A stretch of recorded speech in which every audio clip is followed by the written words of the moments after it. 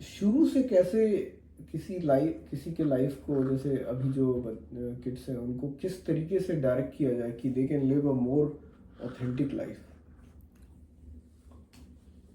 मतलब हमारा तो जो भी, मैं ये नहीं बोलूँगा कि हमारा कुछ कट वट गया, ऐसा कुछ नहीं है। मतलब I don't regret to be honest anything.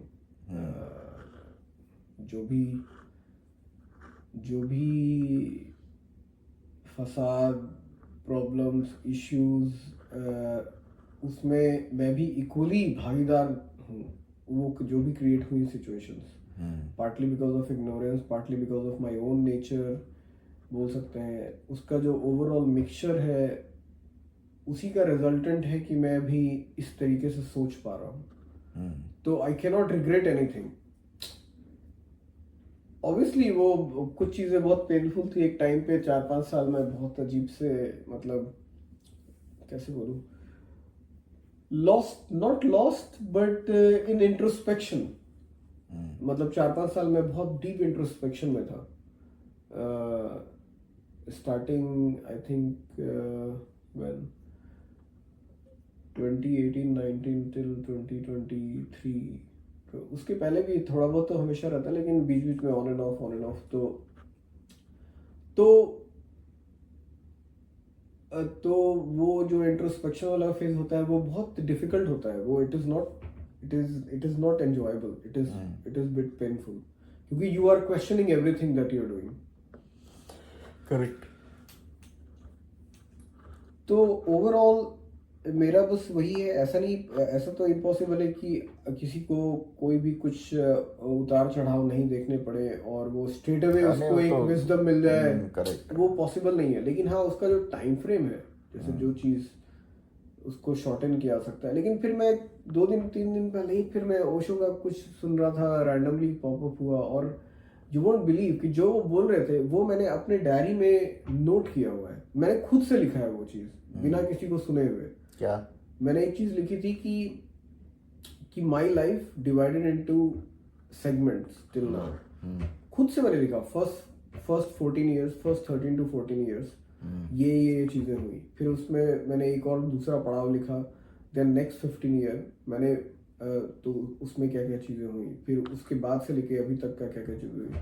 और सरप्राइजिंगली ओशो का मैंने तो उन्होंने क्लियरली वो चीज़ बोला कि आप अपने लाइफ को पहले 14 साल, फिर 14 से 28, फिर 28 से लेके ऐड 14 42, इन यहाँ तक आप ऐसे क्लियर सेगमेंट में बांट सकते हो।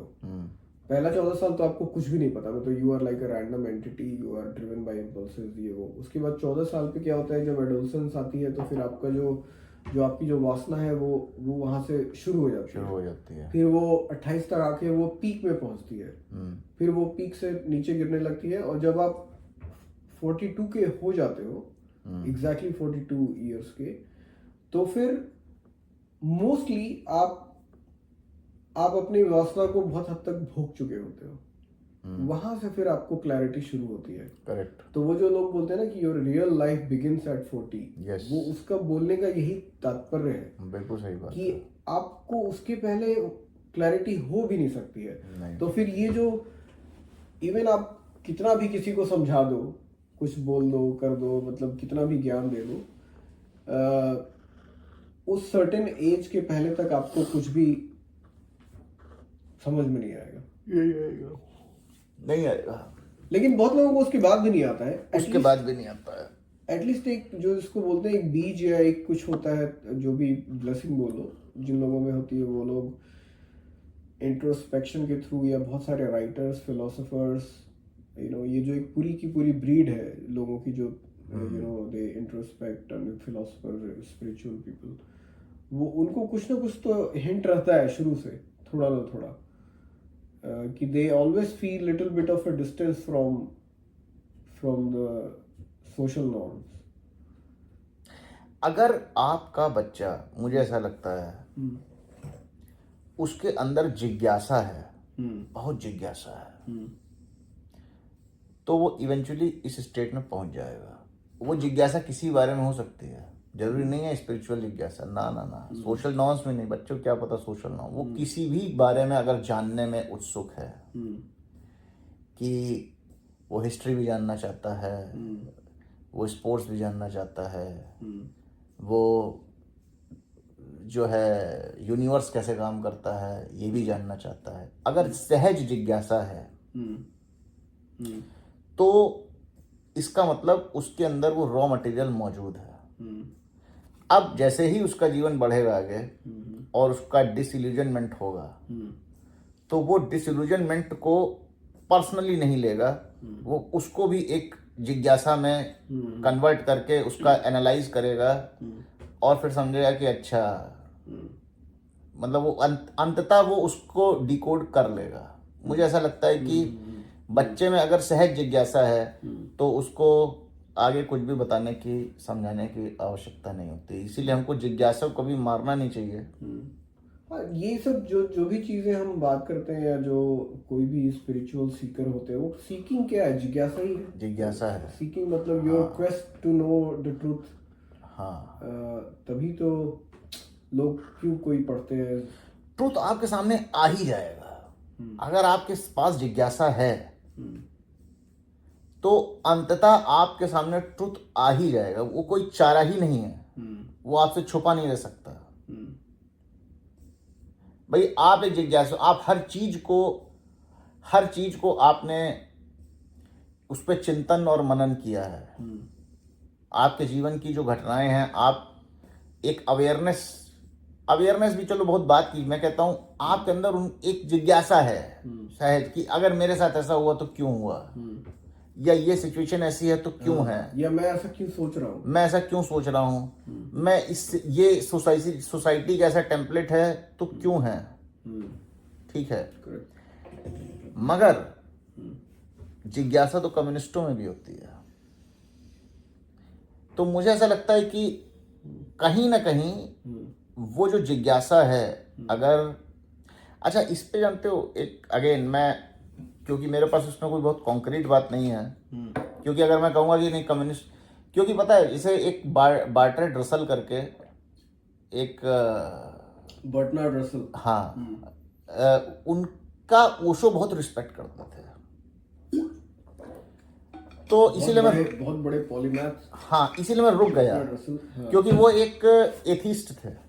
हाँ, एथिस्ट, क्लियर एथिस्ट। हाँ, that is why I stopped myself throughout his life he yes, never believed, and actually मैं कहना चाहता था कि तुमको थोड़ा जो है, जब तक you know you have to, जब तक तुम्हारा एक इंक्लिनेशन ना हो, मतलब right, but then I stopped myself कि अगर कोई उतना बड़ा एथीस्ट भी है, बट वो एथीस्ट है मतलब अपने साथ एक ऑनेस्टी बहुत हाई लेवल की होनी चाहिए कि अगर मैं नहीं जानता हूं तो मैं नहीं जानता हूं, मुझे इसके बारे में मैं क्लियर नहीं हूं, इसके बारे में मतलब एक होती है ना एक साइंटिफिक, एक लॉजिकल थिंकिंग। बर्टनार्ड रसल एक बहुत बड़े साइंटिस्ट, पॉलीमैथ, फिलोसोफर, हाँ, लिटरेरी जीनियस, मैथमेटिशियन, बहुत कुछ वो थे। तो उनका जो, जब तुम बोलते हो ना कि एथिस्ट, तो एथिस्ट बोले क्या मतलब है कि he doesn't believe in the form of God which society believes. Yes, ठीक है, तो but he did believe that कि there is a system without an external party, a system which is working on its own, जिसको आप प्रकृति बोल सकते हो। हाँ, तो हम जिसको प्रकृति बोलते हैं, और हम ऐसा बोल सकते हैं कि प्रकृति में ही पुरुष है और प्रकृति स्वतंत्र अपने हिसाब से चल रही है, जिसको बोलते हैं गुण ही गुणों में बरत रह गए। तो वो तरीके का बोलना atheist, you can say that, correct, but it does not mean anything कि गॉड नहीं है। यस, हाँ, वो वही बोल रहे हैं जो हम लोग बोलते हैं, मतलब सही कह रहे हो। जो स्पिनोजा बोलता है कि स्पिनोजा का गॉड है। अल्बर्ट आइंस्टाइन ने बोला था एक बार वही कि the only God I believe is Spinoza's God. हाँ, यू एग्जिस्ट इन गॉड। नहीं, मतलब स्पिनोजा का गॉड क्या है कि स्पिनोजा का God is a system, you are in the system, that system is God, the human beings, inanimate, animate objects, space, time, everything together is God. You are in it, there is nothing outside of it, तो वो Spinoza का God है वो। तो Einstein said कि I only believe in Spinoza's God. If there is a god that can be a god, it is only that god, there can not be any other god. Yes, क्योंकि you tell me who can be outside of the system? It's impossible that a god is outside of the system. The system is God. You are in it. You are inside God. Like we are speaking now, we are talking now. We are not outside of God. Neither. Okay, this is true that God is inside us, but it is also more true that we are inside God. That is even more true. God though is omnipresent. That is how God is God. God is omnipresent. But more important than which should give more clarity to human beings particularly is that we are inside God. God is not somewhere outside. नहीं, 100%. God is So- not somewhere outside. It is like fish in the ocean. Fish is in the ocean. Ocean is कहीं दूर जाके कहीं पे नहीं है वो। Still now also now we are speaking while being in the God. Actually अगर अब तो क्वांटम फिजिक्स में इतनी तरक्की हो चुकी है कि हम अब मतलब कुछ बड़ी विचित्र चीज़ें हैं। जैसे अगर हम सब एटॉमिक, हमने एक अवधारणा थी कि एटम जो है वो हमारा एक मैटर का सबसे स्मॉलेस्ट पॉसिबल वो है। फिर हम सब एटॉमिक पार्टिकल पे गए और सब एटॉमिक पार्टिकल पे जाकर हमने कुछ बड़ी ही वियर्ड चीज़ें ऑब्जर्व करें।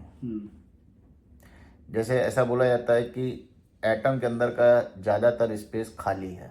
वो कितना खाली है उसका जब एक कंपैरिजन ड्रॉ किया जाता है कि अगर आप एक न्यूक्लियस को, एक हाइड्रोजन एटम में एक न्यूक्लियस को एक कैनवस की बॉल माने, टेनिस बॉल, तो जो एटम है वो एक फुटबॉल फील्ड है। और उसमें हम ये भी देखते हैं कि जो इलेक्ट्रॉन है वो एक पार्टिकल नहीं है बल्कि एक वेव की तरह भी बिहेव करता है, पार्टिकल की तरह फोटोन की तरह भी। हाँ, ठीक है। तो ये एक बड़ी विचित्र चीज है कि मतलब अब इसमें तुम गॉड, मैं ये नहीं कह रहा हूँ गॉड को मानो चाहे ना मानो, बट ये कुछ ऐसी चीजें हैं ना जो तुम्हारे जिसे कहते हैं ब्रेन फक कर देना। ठीक है, ये तो फिर भी एक यहाँ तक जब तुम पहुंचे ना, इलेक्ट्रॉन और इलेक्ट्रॉन की जो electron can behave both as particle and wave, ये तो फिर भी ठीक है। लेकिन जो सबसे अभी 2 साल पहले माइकल बेल या किसी को नोबेल प्राइज मिला था फिजिक्स में, उसकी जो थ्योरी थी वो क्वांटम एंटेंगलमेंट के ऊपर थी, जो कि इवन मोर वियर्ड है कि two electron and protons, 2 electrons I think spinning in different directions with polar opposite spin are always connected even if they are billions of light years, yes, apart. Yeah. So one change here will also transmit instantly. तो इसके ऊपर भी बहुत research हुई, पता है कि ऐसा कैसे पॉसिबल है, how can anything defy the speed of light, क्योंकि speed of light is the ultimate constant in universe. उससे ज़्यादा स्पीड किसी की नहीं हो सकती है। तो यूनिवर्स तो बहुत बड़ा है, तो एक इलेक्ट्रॉन इधर और एक यूनिवर्स के दूसरे छोर पे हो तो स्पीड ऑफ लाइट से भी तुम पहुंच नहीं सकते ना, नहीं पहुंच सकते। तो फिर कैसे ऐसा हो रहा है? तो फिर उन्होंने पता लगाया जो लेटेस्ट, जहां तक मेरी अंडरस्टैंडिंग है, जो लेटेस्ट अजम्पशन इसमें ये है कि जो लोग बोल रहे हैं कि द बिहेवियर ऑफ सब atomic particles, these quantum particles, depends upon not on them but on the observer. मतलब it's like looking at the same thing from different angle. एक बड़ी सी चीज है, मैं इस एंगल से देख रहा हूँ तो मुझे ये दिख रही है, तुम उस एंगल से देख रहे हो तुमको वो दिख रही है, बट इसका मतलब ये नहीं है कि चीज अपने आप को चेंज कर रही है। तो फिर उससे तुम अपने फिलॉसफी के ऊपर जाओ, क्वांटम, जहाँ पे कि चीजें एकदम करेक्ट हो जाती है कि the world exist in the mind of the observer. It does बिल्कुल सही नॉट, बात है. हाँ, it does not have a presence existence of its own. Yes. It is entirely dependent upon the observer. तो जो भी यूनिवर्स है, it is existing in the mind of the observer. तो other than the mind of the observer there is nothing else. तो वो जो mind of the observer है, that is what God is. Mind of the universe or God, जैसे भी तुम बोल लो. उसी माइंड ऑफ गॉड से हमारा माइंड निकलता है, फिजिकल माइंड निकलता है, मतलब माइंड तो फिजिकल नहीं होता है, सटल हमारे यूनिट माइंड्स निकलते हैं बहुत सारे. उस माइंड का पार्ट है हम, जिसको आप बोलो कि we are part of that bigger ocean. तो वो भी कॉन्सेप्ट वहाँ से आता है. We are an observer of our life. वो जो ऑब्जर्वर है वो उस बड़े ऑब्जर्वर का पार्ट है, जो कि अद्वैत वेदांत में जिसको तुर्या बोलते हैं, कि we have 4 different states: sleeping, waking, deep sleep, and the state which observes all these 3 states, which is the state of the observer. That is the mind of observer. तो वो observer ही observe कर रहा है सब कुछ. वो observer अगर नहीं हो तो existence भी नहीं हो सकती है बिना उसके. Correct. It is the mind of the observer. हम और रोजमर्रा की उसमें भी वही है. आप जब आंख बंद करके आप सो रहे हो तो कहाँ है एग्जिस्टेंस? आप जब डीप स्लीप में हो तो कहाँ है एग्जिस्टेंस? मतलब for you there is no existence. For a person who is in deep sleep there is nothing. Universe does not exist. You open your eye, from that point universe begins. Your universe begins. You start seeing things, acting. Actually मेरा जानते कई साल पहले किसी से discussion हो रहा था, तो उसने मुझे बड़ा ही ऐसे चैलेंज किया. बोला कि तुम कैसे कह सकते हो कि ये माया है? मैं तो अपने आप को महसूस कर सकता हूँ. आई कैन फील ये फलाना ढिमाका. बोले सब झूठ है. मगर आज अगर हम थैंक्स टू क्वांटम फिजिक्स ये बिल्कुल अब ये प्रूवन है कि ये माया है. मतलब क्वांटम फिजिक्स ने जो सबसे बड़ा एहसान किया लोगों पर, वो ये समझाने के लिए किया कि भाई ये सच में माया है. कुछ एग्जिस्ट ही नहीं करता है. जब हम एटॉमिक लेवल पे पहुंचते हैं तब समझ में आता है कि भाई कुछ है ही नहीं. कुछ है ही नहीं उसके अंदर. आप तुम किस चक्कर में पड़े हो? हाँ, आप उसको भेदते जाते हो, तोड़ते जाते हो, तोड़ते जाते हो. और जो तुमने बोला कि ऑब्जर्वर डिफाइन एंड वो करता है कि कैसे जो है. और इसमें जो क्वांटम इंटेंगलमेंट है ना, इसमें एक पॉइंट और भी आता है. कहीं मैंने सुना था कि जब आप लाइट की स्पीड पे पहुंचते हैं तो time is not an entity. Time is zero.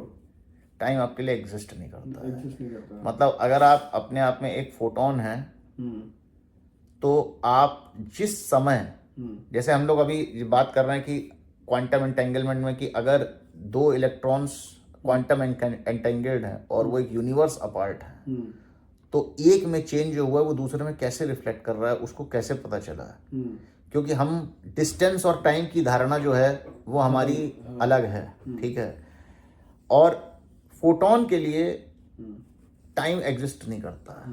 मतलब उसके लिए आज भी एक बिग बैंग का जो क्षण था वही है. उसके लिए एवरीथिंग इज इंस्टेंट.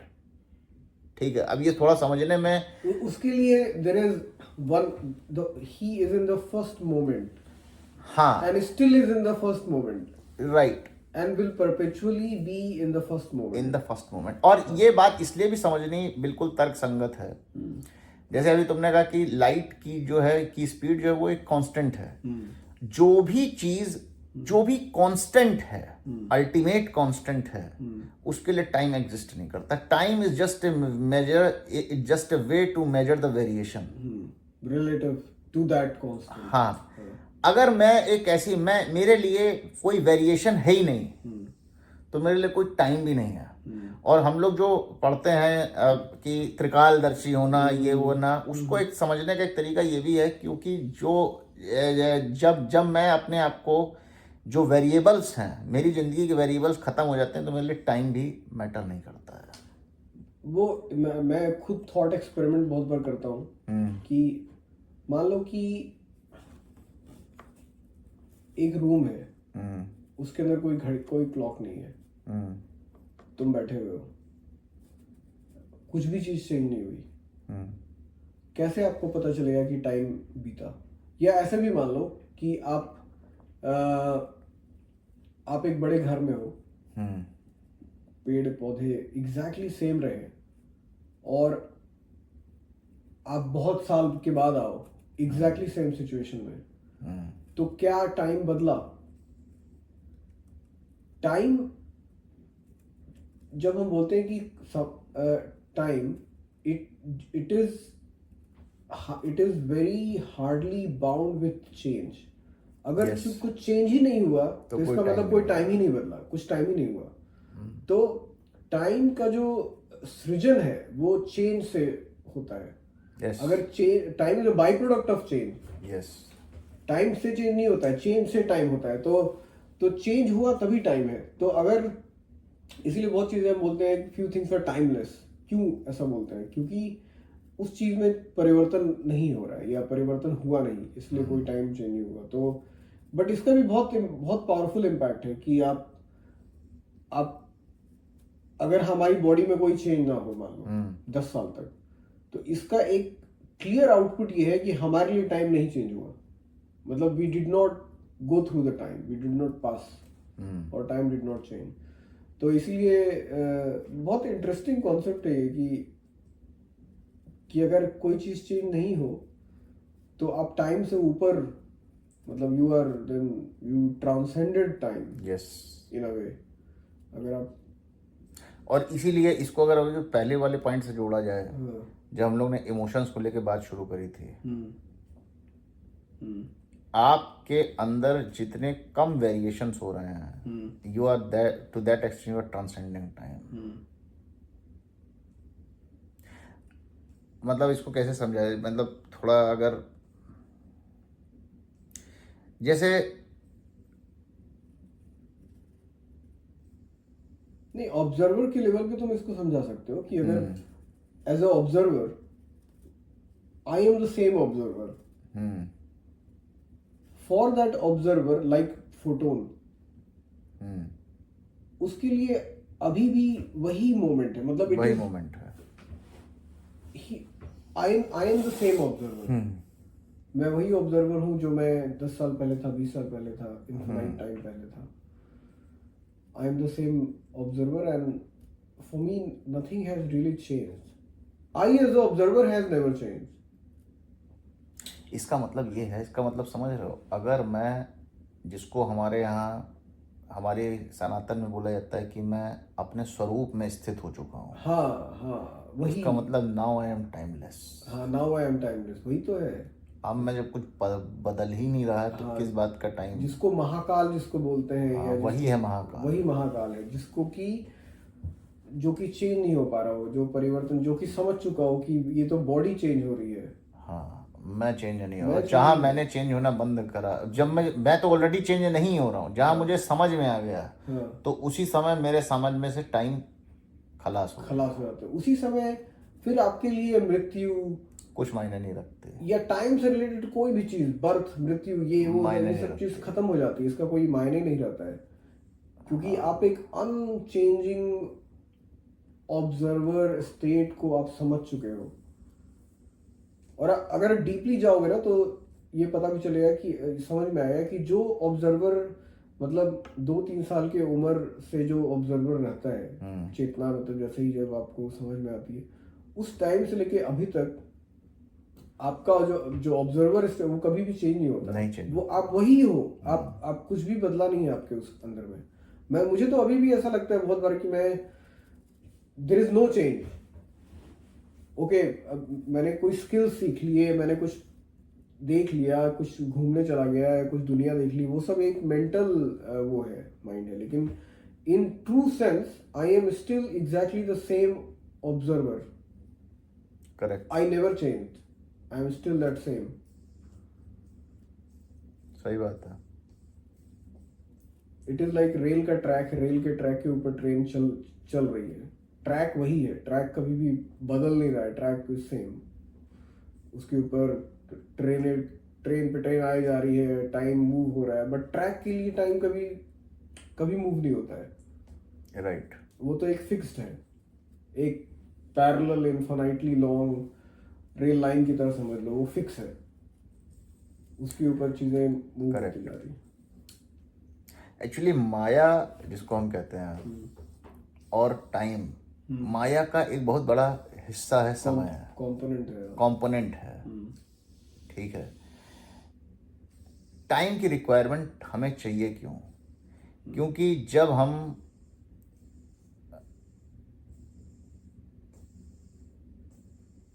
एक ट्रांजिएंट वर्ल्ड में,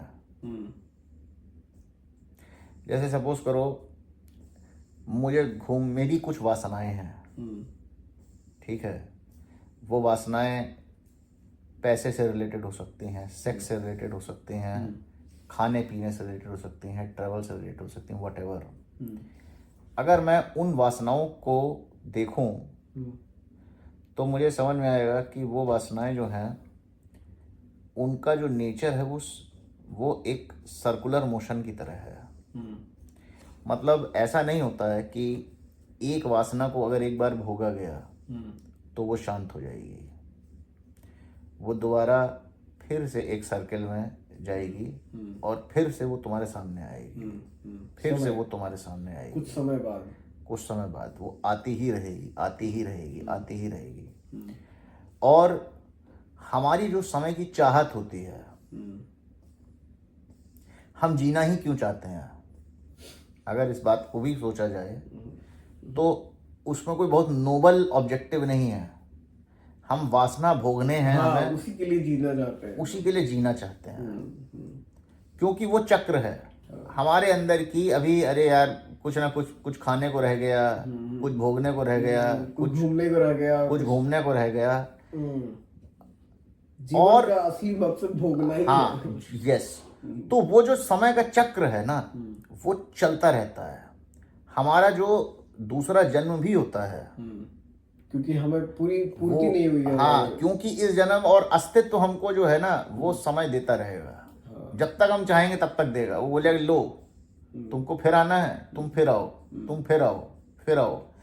मगर अगर जब मैं ये समझ लूंगा ना कि जिस चीज को भोगने के लिए मैं इतना तड़प रहा हूं, इसको मैं हजारों बार ऑलरेडी भोग चुका हूं, उसके बाद भी तड़प रहा हूं, तो फिर एक रियलाइजेशन होने की संभावना होती है कि ठीक है अब मुझे नहीं भोगना है। आप किसी को ये बड़े ही ना एक्सपेरिमेंटल चीजें नहीं, बट ये जो नहीं भोगना है ना, ये तो खैर वन एंगल है कि मुझे नहीं भोगना है, लेकिन मैं एक इससे भी ज्यादा एलिवेटेड, मतलब जहां तक मेरी अंडरस्टैंडिंग है वो थोड़ा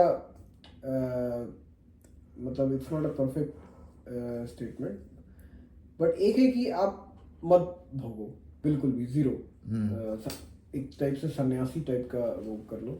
दूसरा ये है कि आपके सामने कोई खाना रखा हुआ है इंटरेस्टिंग, जो आपको पसंद भी है, लेकिन आप कंपल्सिव वे में नहीं उसको खा रहे हो। मतलब आप उसको देख रहे हो और बोल भी रहे हो, बेटा तू मेरे को बहुत ललचा रहा है, मैं तेरे को खाऊंगा भी, लेकिन इतना नहीं खाऊंगा, इतना कम ही खाऊंगा, या मैं ऐसे कंपेल्ड होके नहीं खा रहा हूं। मतलब मैं भोग भी रहा हूं, लेकिन just for fun, in my own power, in my full control, in my full, जिसको बोलते हैं ना full discretion, in my full discretion. तो उसमें क्या बुराई है? उसमें कोई बुराई नहीं है। हाँ। देखो और बहुत ही श्रद्धा के साथ आप उसको मतलब एंजॉय करते हुए, कि कंपेल होके नहीं, एंजॉय करते हुए कि भाई ये भी एक प्रकृति का एक पार्ट है, एक अच्छा बनाया हुआ वेल कुक्ड खाना, स्वादिष्ट भोजन एक प्रकृति का पार्ट है। उसको ग्रहण करने में as long as you are not compelled, आप तो उसमें क्या बुराई है? मुझे कोई बुराई नहीं, मुझे लगता है ना ये दोनों ही मेथड जो है आप साथ में करिए। हाँ। ये समझना, देखो ये स्टेट आपके अंदर आएगी कैसे कि मैं ऐसे खा तो रहा हूं मगर भोग नहीं रहा हूं, क्योंकि वो तभी आएगी जब आप जैसे इस पे ओशो एक बात कहते हैं कि कुछ एक्सपेरिमेंट करनी, क्योंकि उनका ओशो का कहना था कि तुम कभी भी अपनी इंद्रियों को दबा नहीं सकते हो, इट इज इम्पॉसिबल। ठीक है, तुम अगर सोचोगे कि आज मेरा व्रत है तो उस दिन तुम्हें भूख सबसे ज्यादा लगेगी, सिर्फ और सिर्फ खाने के बारे में सोचोगे। ठीक है, ये संभव नहीं है। कुछ समय तक उनका दमन किया जा सकता है, तो फिर उनके जाल से बाहर कैसे निकला जाए, इसके लिए वो एक बड़ा एक्सपेरिमेंटल तरीका बताते हैं।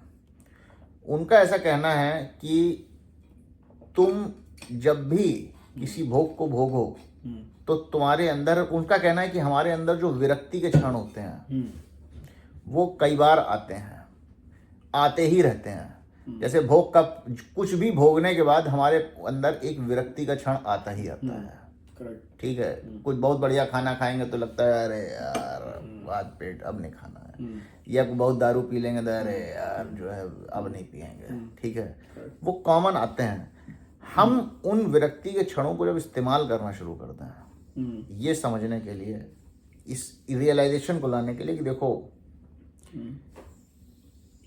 अच्छा खाना मैंने आज पहली बार नहीं खाया है, मैं 10,000 बार खा चुका हूं, मगर ये चीज मेरे सामने आके बार बार बार बार बार बार खड़ी हो जाती है। इसका मतलब ये एक तरह का एक विशिष्ट सर्किल है। ये अवधारणा जैसे ही हमारे दिमाग में, जैसे मुझे सपोज करो स्त्रियां बहुत आकर्षित कर रही हैं और मैंने उसको ऐसे देखना शुरू किया कि अगर मैं इसको जो है बिना कपड़ों के देखूंगा तो कहीं से मोटी होगी, कहीं से जो है इसके फैट होगा, कहीं पे कुछ स्ट्रेच मार्क्स होंगे। ठीक है, तो मेरा जो आकर्षण है उसके प्रति, वो आकर्षण मेरे दिमाग में था, वो उसमें नहीं था। It was in my mind. जो कहा जाता है ना कि beauty lies in the eyes of the beholder. ठीक है, वो मेरे दिमाग में है। इसी तरीके से जो खाना है उसका भी जो आकर्षण है वो मेरे दिमाग में है, क्योंकि किसी को आप अफ्रीका के जंगलों में चले जाएंगे तो चाइनीजों को तो वेट मार्केट में पता नहीं क्या क्या खाना पसंद है, मेढक खाना ही पसंद है, मगर आपके दिमाग में उसका टेस्ट नहीं है। इसका मतलब न तो खाने में टेस्ट है, न स्त्री में आकर्षण है, सब दिमाग में। It is all in mind. तो when it is all in mind, तो मैं अगर ब्रेन की वायरिंग चेंज कर दूं, उसको ये समझा के इस रियलाइजेशन के साथ कि ठीक है तुमने खाया, खाना खा लो, उस भोग के क्षण को मत वेस्ट करो, उसको खा लो, मगर अब उसके बाद जब विरक्ति का क्षण है, ये विचार उस समय करने का है। भोग के क्षण में तो जो प्रबल वासनाएं हैं वो तुम्हें करने ही नहीं देंगी, वो विचार वो संभव नहीं है। उस समय किसी प्रकार का विचार करना संभव नहीं है। जब आपके पास वो विरक्ति का क्षण आया, तब आपने अगर ये सारे थॉट प्रोसेस करे कि ठीक है मैं क्यों इसके जो है मतलब क्या है, राइट, तो धीरे धीरे धीरे धीरे वो जो रियलाइजेशन है ना वो बढ़ने लगता है और इट्स ए प्रोसेस। फिर एक टाइम ऐसा आएगा कि जब आप में एक स्वतः हर चीज घटित होएगी, मतलब फिर आपको किसी चीज को जो है, मतलब आपकी इंद्रियां जो हैं वो इनवर्ड मूव हो जाएंगी। ठीक है, तब आपको फिर अपने आप को रोकना नहीं पड़ेगा। नेचुरल कंट्रोल है। आप जैसे अगर खाना भी है, अगर आप ये भी एक्सपेरिमेंट करें कि बात किसी अच्छे रेस्टोरेंट में जाएं खाना खाना है, मगर फिर आप देखें उस खाने को, सीधे खाने ना लग जाएं। अगर आपने खाने लग गए तो आप फिर भोग रहे हैं उसको, कंट्रोल नहीं कर पा। आप जैसे उसको देखिए और ये सोचिए कि ये खाना अभी मैं खाऊंगा तो इससे मुझे एसिडिटी भी होगी, अपच भी होगी, मेरे पेट में नहीं आएगी, मेरे पेट में हाँ चर्बी भी बढ़ेगी, उच्च रक्तचाप भी होगा, डायबिटीज भी होगी, सब कुछ होगा। जैसे ही आपने उसको सोचा तो अब आपके अंदर एक जो है ना एक विरक्ति पैदा हो गई। उस पे ही हमें कैपिटलाइज करना है। करेक्ट। ये एक टेक्निक है। बट अगर हम ऐसे सोचें, हम जनरली इस चीज को और इसको, एक जो एटॉमिक हैबिट्स है उसने भी इस तरह की बात करी कि आपको अपने सिस्टम को बदलना पड़ा। हालांकि उसने इस थॉट प्रोसेस पे लाके बात नहीं करी, उसने बोला कि तुम अपने सिस्टम को बदल दो, अपने ब्रेन को के लिए डिफिकल्ट बना दो चीजें, जिन हैबिट्स को तुम चेंज करना चाहते हो। ठीक है, ये भी एक तरीके से एक वही डिफिकल्ट बनाने वाली चीज कि मैं जिस चीज को बहुत आकर्षित हो रहा था, मैं जरा उसके दूसरे पहलू को भी समझता हूं। ठीक है, जैसे आप अगर किसी लड़की के प्रति बहुत आकर्षित हो रहे हैं तो सोचिए कि वो आपकी जिंदगी में क्या ड्रामा क्रिएट कर सकती है। राइट, वो क्या ड्रामा क्रिएट कर सकती है वो। ठीक है, तो आपका वो आकर्षण जो है वो स्वतः, और फिर आप जो है उससे उतना ही वो करेंगे जितना आवश्यक है। तो ये एक मुझे अच्छी टेक्निक लगी, मुझे लगा यार ये एक बड़ी ही पावरफुल टेक्निक है अपने आप को जो है, क्योंकि ऐसे इंद्रियों का दमन नहीं किया जा सकता। Next time see you. धन्यवाद, thank you very much. Our viewers, haters, lovers, bitchers, whoever you are, we don't give a shit about it.